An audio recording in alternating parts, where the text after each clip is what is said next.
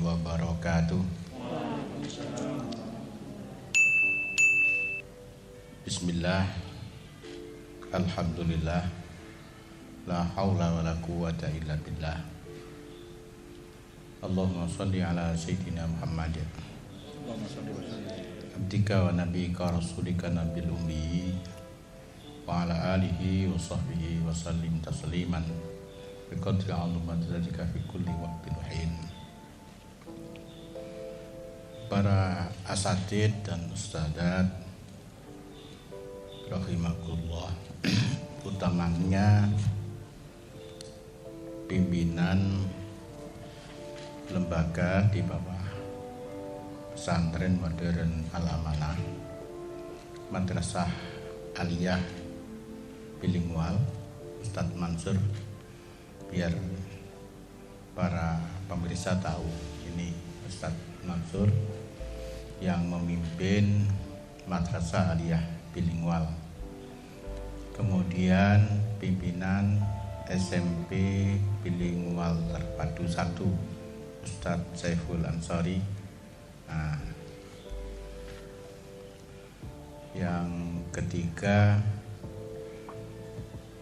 Ustadz Ulil Albab yang memimpin SMP Bilingual Terpadu 2. Kemudian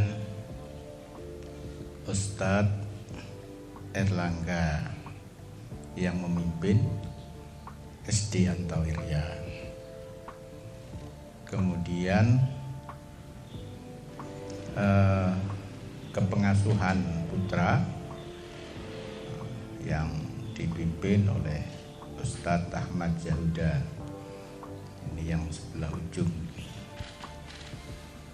Pertama, kita bersyukur kepada Allah Subhanahu wa Ta'ala, sampai detik ini kita diberikan karunia yang rata-rata manusia melupakannya, yaitu kesehatan dan kesempatan. Artinya Allah berharap agar kita dalam keadaan sehat dan di dalam kesempatan yang ada bisa memberikan amal terbaik, prestasi terbaik, karena Allah sendiri juga sudah dawuh bahwa mati dan hidup ini sebenarnya adalah liyabluwakum ayyukum ahsanu amala, untuk melihat, untuk menguji siapa di antara kita yang terbaik amalnya. Moga-moga ini bisa kita lakukan dalam sisa kehidupan kita. Amin. Allahumma amin. Yang kedua, salawat dan salam semoga tercurah kepada junjungan kita Gusti Kanjeng Nabi Muhammad sallallahu alaihi wasallam, keluarganya, sahabat-sahabatnya, dan seluruh orang yang mengikuti jejak dan langkahnya. Seperti kita tahu bahwa kita punya tradisi yang relatif baru, kita selenggarakan mungkin 4-5 kali pertemuan, yakni tradisi sarapan pagi, yang di dalam aktivitas sarapan pagi ini kita isi berbagai informasi, sehingga kita harapkan ada kesepahaman di antara kita, agar kesepahaman itu bisa memberikan kontribusi terhadap cita-cita yang kita sepakati bersama. SD, SMP, dan aliyah itu sudah alhamdulillah. Tapi ketiganya akan selalu ada yang lebih cepat dan yang lain berbeda. Oleh karena itu, sarapan pagi ini kita harapkan antara pimpinan sekolah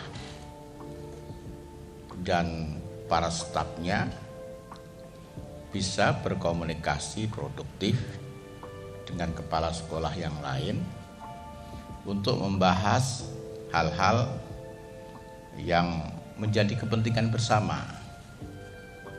Sekolah kita mungkin berbeda dengan banyak sekolah yang lain karena sekolah kita itu mukim, sehingga tidak mungkin SMP berpikir sendiri, aliyah berpikir sendiri, SD berpikir sendiri. Tapi ketiganya harus bersinergi bagaimana memberikan layanan pendidikan kepada para santri. Kita sudah sepakat dengan pesantren, pola pendidikan di pesantren kita tidak hanya berjalan di pagi dan siang hari, tapi berjalan selama 24 jam. Oleh karena itu, para asatidz dan ustadzat harus bisa mengetahui keadaan santri dalam 24 jam. Tidak cukup melihat santri ketika di kelas, tidak cukup menilai santri hanya dari rapotnya saja. Setelah santri kita berikan ranking 1, 2, 3, seakan-akan kita sudah selesai. Tidak seperti itu. Santri harus juga dilihat bagaimana kehidupan sehari-hari. Apakah apa yang kita inginkan, apakah yang kita ajarkan itu masih ada semacam kesenjangan antara teori dan praktek, atau sudah ada yang berdekatan atau bahkan kesesuaian. Kalau kita mendapatkan sesuatu yang masih ada jarak, tentu kita harus juga berdiskusi mencari cara bagaimana yang kita inginkan di sekolah, yang diinginkan di pondok juga bisa diterjemahkan dalam kehidupan santri, di dalam menjalani kehidupan mereka sehari-hari.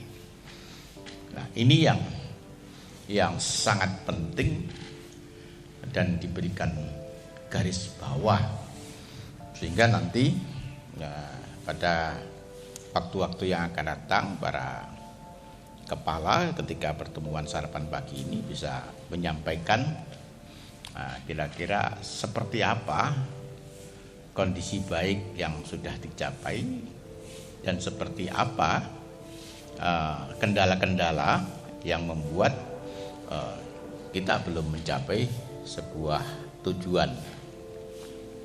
Ini diantara tujuan sarapan pagi ini. Para asatidz dan ustadzat, dalam kesempatan yang berbahagia ini, yang pertama, beberapa hari terakhir saya membaca media, koran, dan itu juga harus menjadi kebiasaan para asatidz dan ustadzat, juga menjadi kebiasaan seluruh guru, menjadi kebiasaan para santri, bagaimana budaya literasi ini sudah bisa dibiasakan. Pertama memang dipaksakan, tapi juga lama-lama kita ingin sudah menjadi kebiasaan. Kalau tidak kita mulai hari ini, ya kita akan ketinggalan. Beberapa hari yang ini saya membaca koran tentang Korea. Korea itu tidak jauh dari Indonesia dalam hal mencapai kemerdekaan. Tahun-tahun 60-an Korea itu sama dengan Ghana, negara yang miskin, sumber daya alam yang sangat terbatas, diapit oleh negara-negara besar yang semakin mempersulit, yaitu ada Jepang, ada Rusia, di sebelah utara ada Korea Utara, yang membuat Korea Selatan ini betul-betul menjadi sebuah negara yang tidak mungkin bisa berdiri dibandingkan dengan Indonesia. Ya ibarat bumi dan langit. Indonesia itu negeri yang dikatakan sebagai pecahan surga, karena seluruh yang ada bisa tumbuh. Tapi 4 tahun kemudian, 4 dasawarsa kemudian, Korea menjelma menjadi sebuah negara nomor 11 penghasilan tertinggi di dunia. Ghana masih seperti 60 tahun yang lalu. Indonesia ya masih berkutat seperti ini. Orang bilang Indonesia itu negeri yang suka bertengkar, kecuali budaya-budaya buruk yang lain. Bal-balan ya tukaran, sidang MPR ya DPR ya tukaran. Apa ae ditukari lah pokoknya. Nah ini yang terjadi. Kemudian apa yang membuat Korea itu? Jadi yang pertama adalah mereka berhasil mimpi, berhasil memimpikan sesuatu. Walaupun keadaan koyo ngono enggak berani bermimpi, ini sudah luar biasa. Kadang-kadang kalau sudah realita itu begitu beratnya, mimpi itu gak wani. Apalagi bercita-cita. Berhasil mimpi dan kemudian berhasil memilah mimpi itu menjadi satu mimpi. Ini yang menarik. Jadi tidak mimpi banyak gitu, ya mimpi banyak sudah luar biasa. Kemudian dari sekian impian itu berhasil membuat satu mimpi. Mimpinya apa? Harus teknologi. Nah, sekarang Korea luar biasa. Konduktor, mobil, HP, budaya, drama Korea dan semacamnya. Itu betul-betul merubah Korea menjadi sesuatu yang luar biasa. Jadi impian yang begitu banyak di tempat satu, kemudian ada budaya yang mendukungnya. Misalnya kerja keras, tanggung jawab, menghargai mutu. Ini yang betul-betul mereka, dan itu kebetulan di Korea punya budaya itu. Ya karena mungkin alamnya demikian sulit, maka tidak ada orang yang berani santai-santai, karena pasti akan dibully. Jadi sekolah itu mulai pagi sampai malam. Misalnya pagi sampai jam 7, malam lagi masih kursus-kursus. Karena satu-satunya jalan untuk merubah hidup pribadinya dan hidup negaranya hanya dengan ilmu. Kalau ada anak digoblok di kelas itu dibully habis-habisan. Makanya banyak sampai ada anak yang bunuh diri karena tidak kuat, karena menghadapi kebodohan, kegoblokan itu tidak kuat. Itu sisi yang cenderung agak negatif. Nah, dari sini kita bisa mengambil sebuah pelajaran bahwa budaya, kebiasaan itu perlu dalam mewujudkan sebuah impian. Indonesia seperti dikatakan oleh Muchtar Lubis, tahun-tahun 80-an saya sering membaca bukunya Muchtar Lubis, analisa tentang perilaku masyarakat Indonesia yang cenderung hipokrit, munafik. tidak menghargai mutu, mentalitasnya suka terabas. Ya, kita bisa melihat budaya kita yang buruk, misalnya di jalan-jalan betapa tidak menghargai antrian, sehingga jalan menjadi macet, apalagi lampu kuning, lampu merah aja diterobos itu menunjukkan adab di jalan itu menunjukkan betapa sangat kurangnya dalam budaya antri, budaya menghargai orang lain, menghargai keselamatan orang lain. Dengan budaya yang seperti inilah Indonesia membangun, maka seperti berputar-putar saja.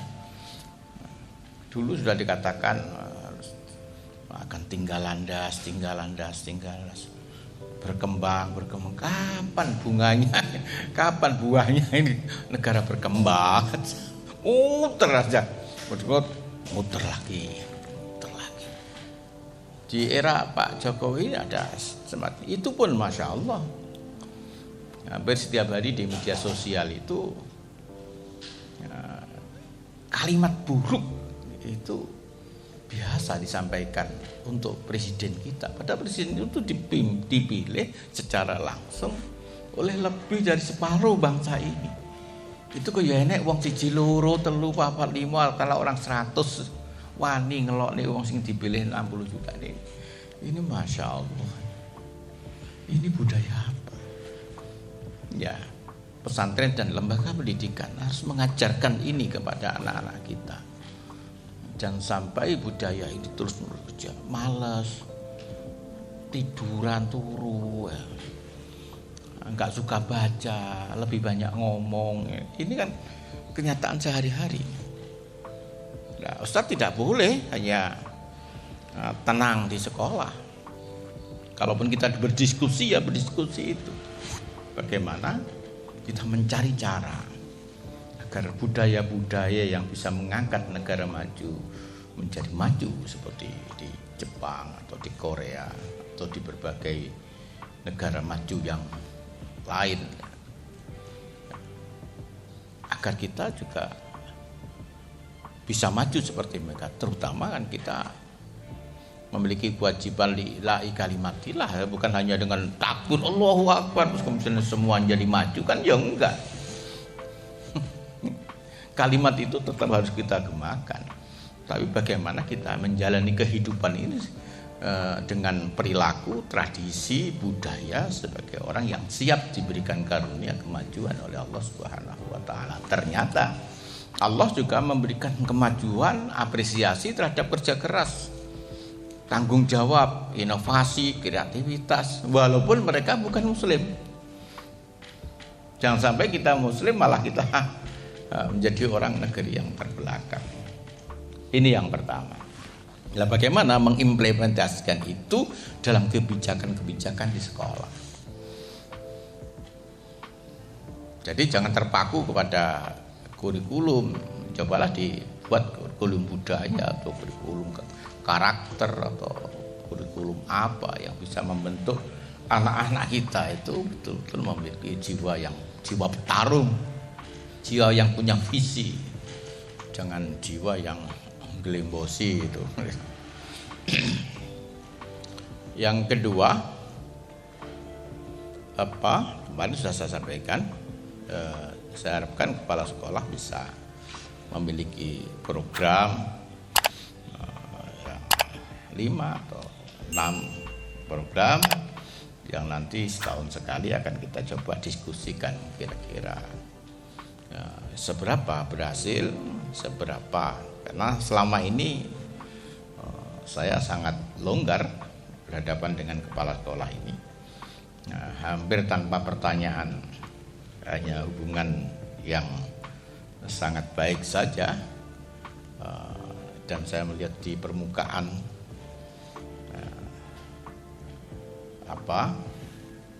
sehingga pimpinan sekolah terus berjalan dengan, saya harapkan ke depan memang harus ada target-target, jangan terlalu besar juga jangan terlalu kecil, dan jumlah siswa yang inginkan, usahanya apa, prestasi apa yang kita inginkan, di antara sekian guru yang kita coba bisa pacu dan mencapai prestasi maksimal di tingkat kabupaten. Kalau nggak bisa, pilih 1, 2, 3 yang kira-kira kita bisa mencapai prestasi nasional, internasional misalnya.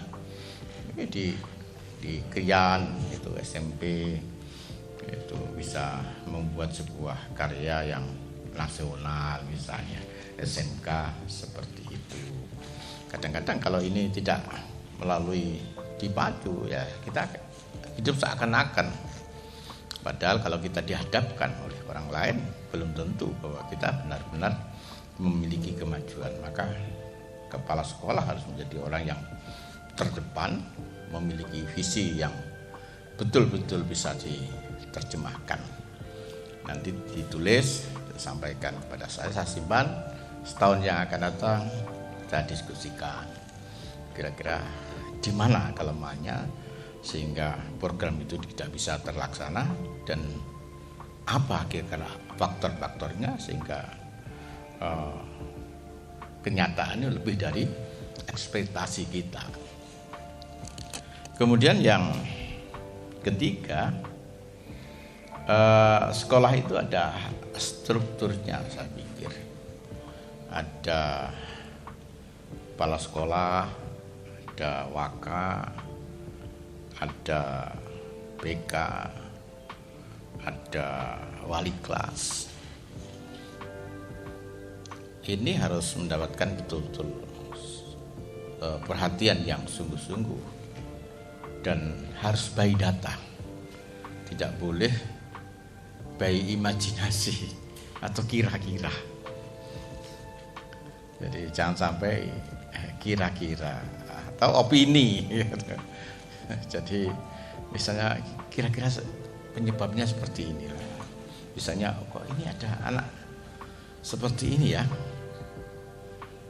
anak seperti ini. Lihat track recordnya, ini mulai kelas 1 ada data seperti ini, di kelas 3 seperti ini. Jadi by data, karena ujung tombak dari sekolah kita itu ya BK sama wali kelas.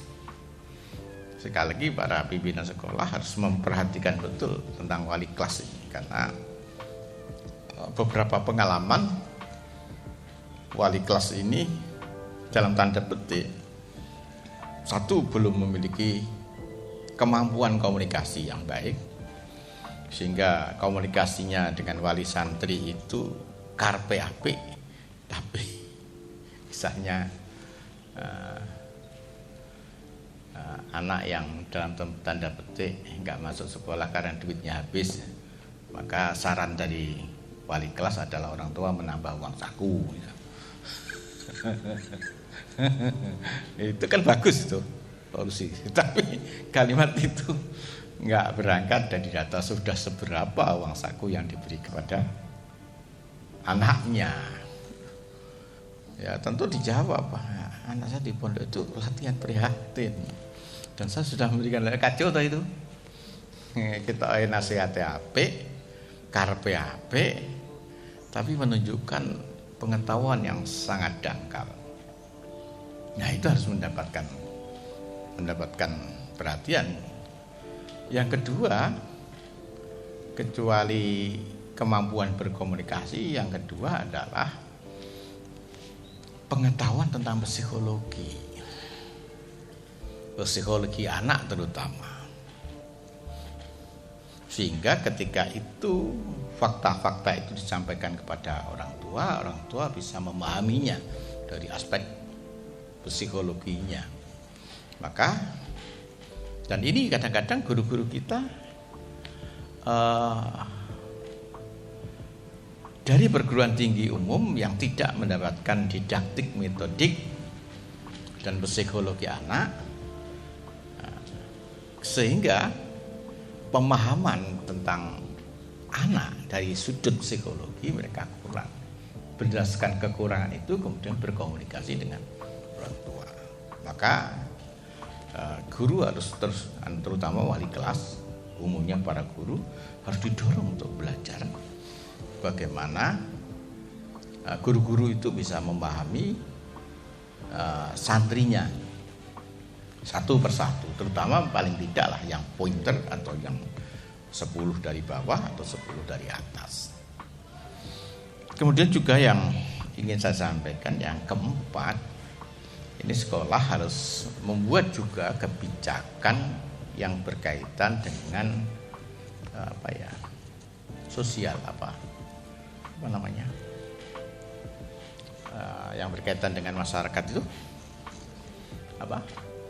ya bakti sosial atau apalah, pengabdian masyarakat misalnya, dalam bentuk apa, setahun sekali atau setahun 2 kali dianggarkan, misalnya santunan kepada pesantren, tapi sudah nanti bisa berkoordinasi dengan pesantren.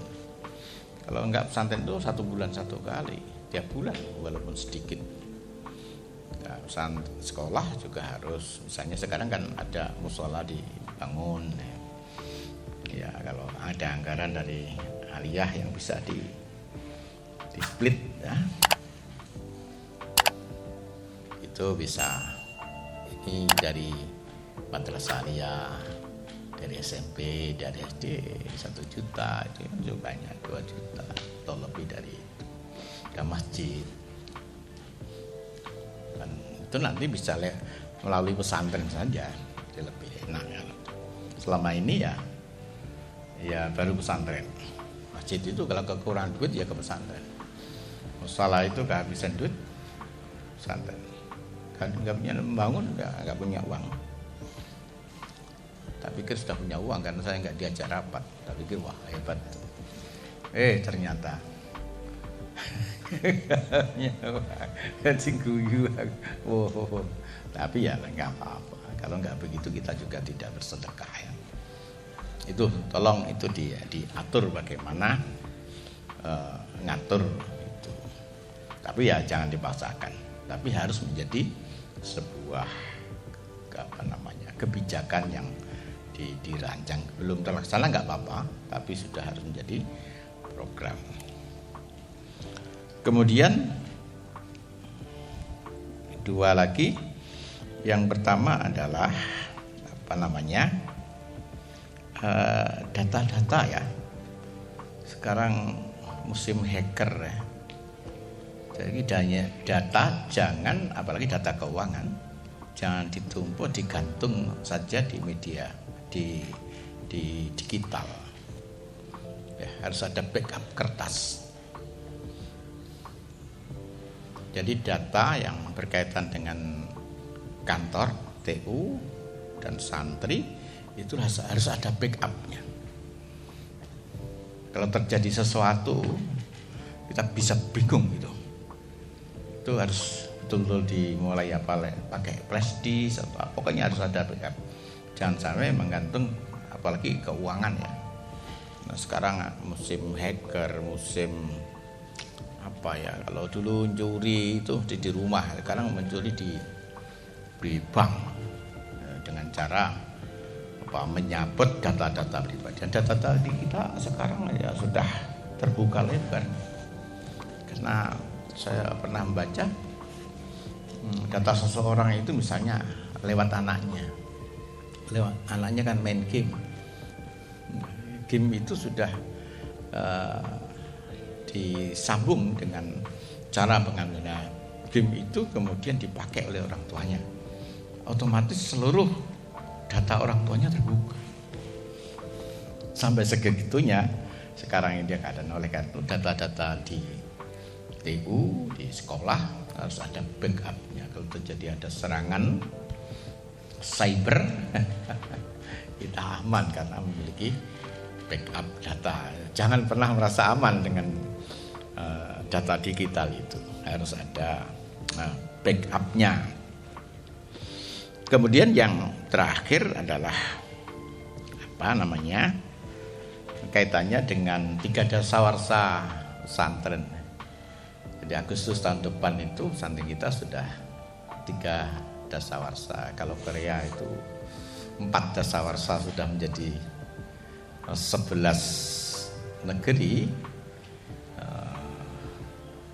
termakmur di dunia dari segi aspek ekonomi. Bagaimana pesantren kita? 3 dasawarsa. Kira-kira kita perlu melakukan evaluasi, muhasabah, kemudian kita bisa melakukan sesuatu sebagai tanda 3 dasawarsa, dan kita juga mulai mencoba membuat rencana-rencana ke depan yang bisa mengakselerasi perkembangan, sehingga nanti 4 dasawarsa ada sesuatu yang lain. Kalau saya punya angan-angan, ada 2 lembaga yang kita kita sajikan kepada masyarakat. Yang pertama adalah Jatiwangi 3, yang halamannya nanti di Terung otomatis. Ya, ini kan tanah terung, kan tanah kasak itu atau terung. Ya. Yang kedua di Keras, di Kediri. Jadi untuk menandai 3 dasawarsa itu. Cuma waktunya tinggal 8 bulan. Nah, tapi 8 bulan itu kalau dilihat waktu, dihitung 8 bulan itu berapa jam, akeh. Karena 1 hari itu 24 jam. Kalau 1 bulan berarti kan 720 jam. 1 bulan kan 8 bulan 780 kali 8 itu sudah 6.000 jam. Banyak 6.000 jam. Ya, ini yang nanti kita bicarakan bersama-sama lebih khusus, sehingga 3 dasawarsa bisa kita tandai dengan sesuatu yang baik lah, sesuatu yang membesarkan hati kita, sesuatu yang tentu insya Allah harapkan, karena Allah ingin agar kita bisa menandai, menjadi saksi dari kehidupan kita, ya prestasi-prestasi seperti ini. Itu yang kita harapkan. Dan yang terakhir saya harapkan untuk sekolah bisa menggunakan dana seefisien mungkin, setransparan mungkin. Mungkin karena di gini loh, SMP misalnya, ini tidak hanya SMP, karena ini di sebuah yayasan, maka kalau ada anggaran yang berlebih itu kita habiskan saja. Ya kalau sudah selesai misalnya masih ada ya disimpan, kemudian nanti kalau pesantren membutuhkan kita bisa pakai seperti ini.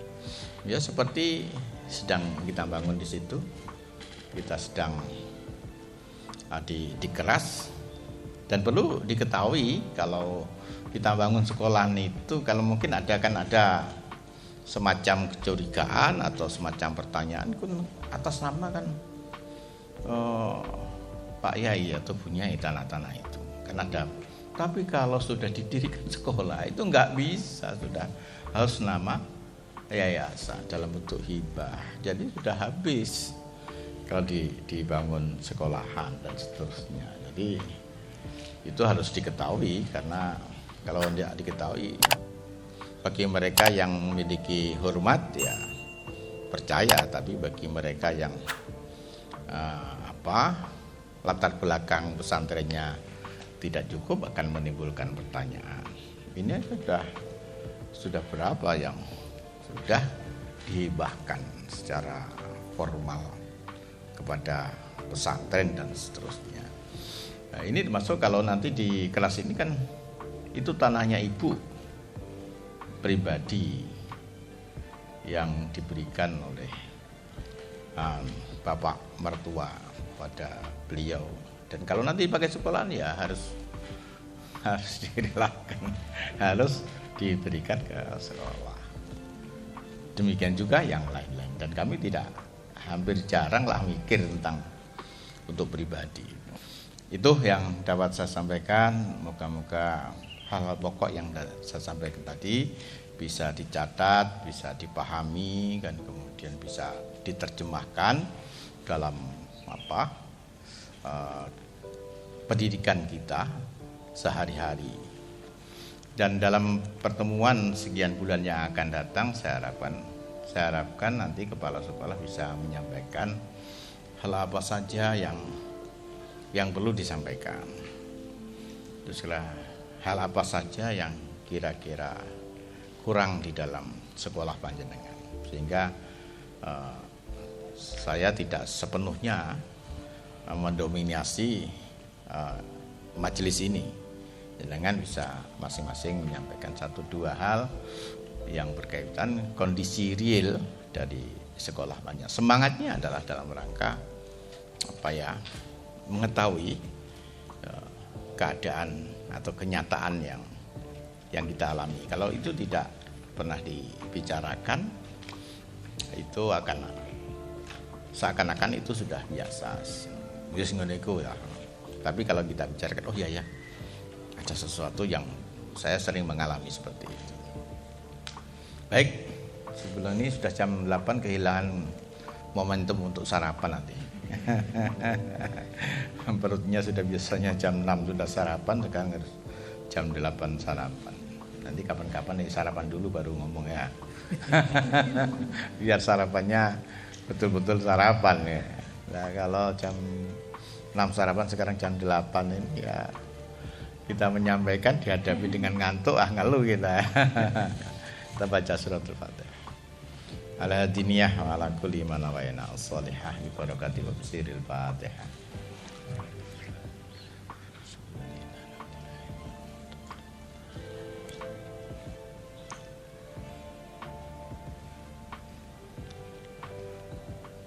Oh ya, terima kasih kemarin di Aliyah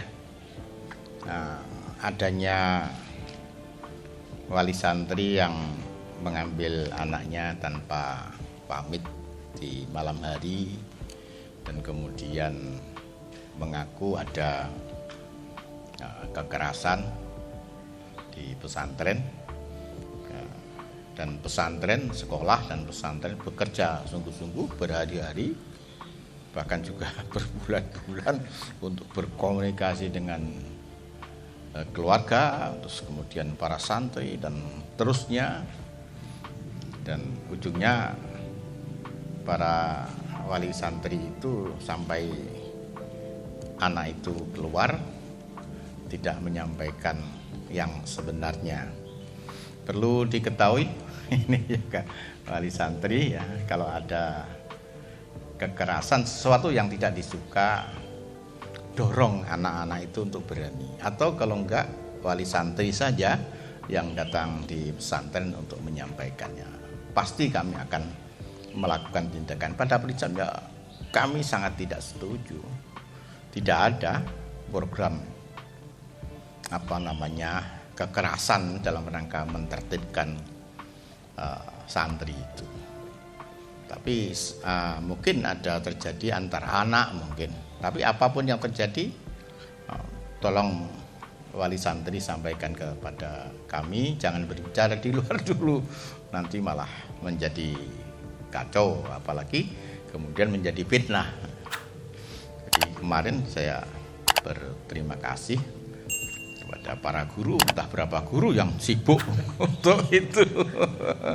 Ternyata enggak kita dapati sesuatu yang bagaimana seharusnya terjadi. Ya, begitulah kita harus bersabar karena menghadapi sekian santri, sekian ribu santri, sekian ribu wali santri bapak dan ibu yang tidak semuanya pernah pengalaman di pesantren, yang tidak semuanya punya kesabaran, yang tidak semuanya menganggap pesantren itu bagian dari orang tua itu. Pesantren dianggap sebagai tempat penjual jasa pendidikan saja, sehingga ada sedikit masalah langsung ngamuk. Itu juga mungkin kesalahan kita, agar di hari yang lain, kesempatan yang lain kita bisa menjelaskan kepada wali santri, kita bukan penjual jasa, kita bersama wali santri melakukan proses pendidikan. Kalau ada yang kurang wali santri boleh datang kapan saja di pesantren dan mendiskusikan masalah-masalah yang kita hadapi. Allahumma shalli wa sallim wa barik ala sayyidina Muhammad wa ala alihi wa sahbihi ajma'in. Alhamdulillahirabbil alamin. Hamdan yuafi ni'amaka fi majidah ya rabbana lakal hamdu kama yanbaghi li jalalika wa 'azimi sultanik. Allahumma antas salam wa minkas salam wa ilaika ya'udu salam. Hayyina rabbana bis salam wa adkhilna al-jannata darus salam. Tabarakta rabbana wa ta'ala ya dzal jalali wal ikram. Allahumma akhsina min dhulumatil wahmi waftah alaina min ma'rifatil ilmi wa ahsin akhlaqana bil hilmi wa sahhil lana min fadlika bi rahmatika ya arhamar rahimin. Rabbi ighfir lana walidayna warhamhuma kama rabbayana shighara. Rabbana hab lana min azwajina wa dhurriyyatina qurrata a'yun waj'alna lil muttaqina imama. Rabbi ja'alni muqimas sholati wa min dhurriyyati. Rabbana wa taqabbal du'a. Allahumma bi barakati syukrina wa bi barakati hadzal majlis. Nas'alukal khaira kullah wa na'udzu bika min syarri ya man lahul amru kulluh. Wa nas'aluka ya Allah an taj'alana wa auladana wa talamidana wa dhurriyyatina min ahlil wal khair wa antarzuquna wa iyyahum uluman nafi'ah wa malas salihah wa khairat dunya wal akhirah wa antahfadhana wa iyyahum min jami'il ma'asi wa hali yaumil qiyamah wa atina ya Allah kama ataita ibadaka sholihin. Allahumma aftah lana bi futuhil arifin. Allahumma aftah lana bi futuhil arifin. Allahumma aftah lana bi futuhil arifin. Rabbana atina min ladunka rahmah hayyi lana min amrina rasyada. Rabbana atina fid dunya hasanah wa fil akhirati hasanah wa qina adzabannar. Wa sallallahu ala sayyidina Muhammadin nabiyil ummi wa ala alihi wa sahbihi wa baraka wa salam. Alhamdulillahirabbil alamin. Al-Fatihah.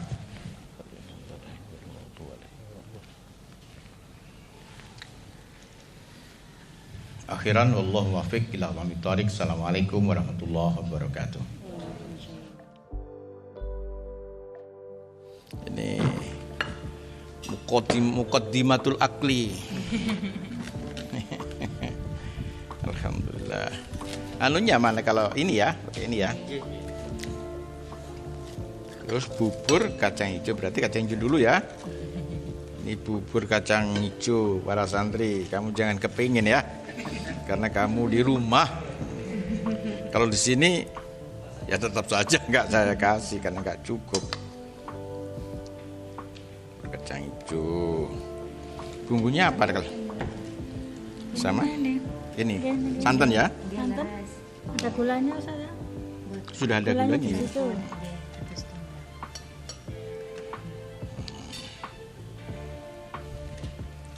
Nih, pasti enak ini. Mantap, mantap.